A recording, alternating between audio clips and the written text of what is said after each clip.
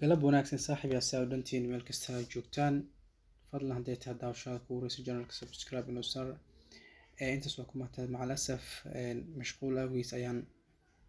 xilli hore usoo dhigi waaye dhowr ciyaar ayaa maanta jiray marka laakiin waqtigeeda hadda uu soo dhamaaday qaarkoodna hadda ay kambi kala jiraan macal asaf marka waa soo dhigi waaye waa mashquulin laakiin kooxo kale ayaa isku soo aadiyay marka waxaa ugu horeysa kooxaha isku soo aaday koox hadda weli Clermont Foot ku qoranta iyo Torres oo hadda wada ciyaaraya marka waxaan isticmaaleynaa tan hal iyo hal waa sidaad u jeedaan 46 daqiiqo ayay socotaa marka waxaan isticmaaleynaa handicap kan oo ah in kooxdan Clermont Foot qoran tahay aanan looga badi karin 2-0 tusaale haddii ciyaartan ku dhamaato 2-1 ee kooxdan kale Torres qoran tahay ay ku badiso annaga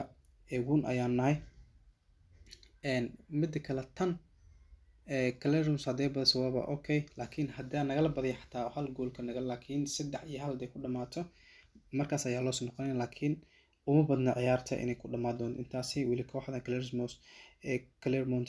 Foot qoran tahay 100% rajeynaa inay badiso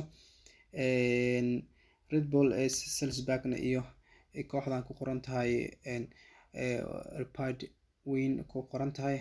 Austria ka ciyaarto ayadana waxaan leenahay handicap ayadan isticmaalena handicapkaas oo ah ciyaartaani inay ku dhamaato 1-0 wuuna ku nahay 0-0 wuuna ku nahay wali fahmi 1-0 soo markasta waxaan dhahaa handicapkan video dheer ah soo sameyn doono dhammaan lagu fahmo laakiin maalmaha waa yar mashquulsan halay dul qaato marka 0-0 haday ku dhamaato wuuna tahay 1-0 because eberkaas wuxuu u dhigmaa hal gool u dhigmaa hal gool iyo ka badan saas waay tan saddexaad sida u jeedaan kooxda Villarreal iyo Sevilla oo iidan wada ciyaari doona wax yar kadib 11 saac Nairobi Villarreal iidan waxaa noo saaran double chance soo soco waqti ma hayno Real Betis iyo Girona Real Betis sidoo kale inay badisaan rajeynaa laakiin double chance ayaa inoo saaran Lyon iyo Paris waxa waaye kalsooni ma laha marba si waaye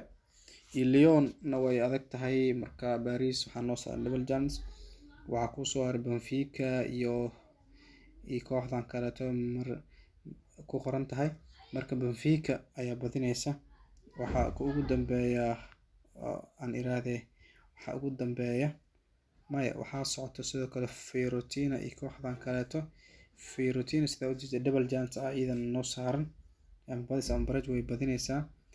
odiskan ku badsanayna Ajax iyo kooxdan kaleetan Ajax ayaa win noo saaran marka guud ahaan shaxdeena intaan ayaan ku soo afmeereynaa guuleysta oo guuleysa